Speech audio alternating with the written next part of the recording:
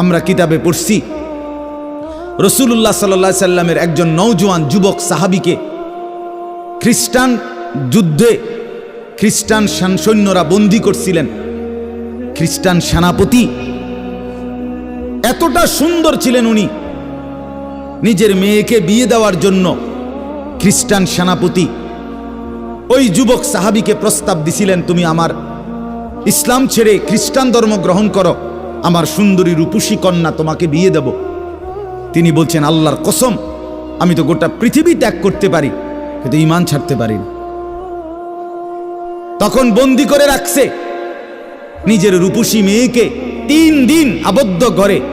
ওই সেনাপতি নিজের মেয়েকে বলছে, তুই তার সাথে একাকী থাক 3 দিন, যে কোনো মূল্যে তুই তাকে অপকর্ম করতে চেষ্টা কর।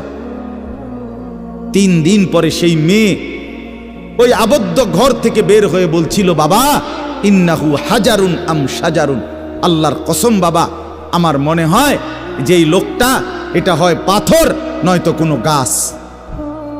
লা ইয়ালতাফিতু ইলাইয়া মাররাতান, সে তো আমার দিকে একবারের জন্য এক নজর ফিরেও তাকায়।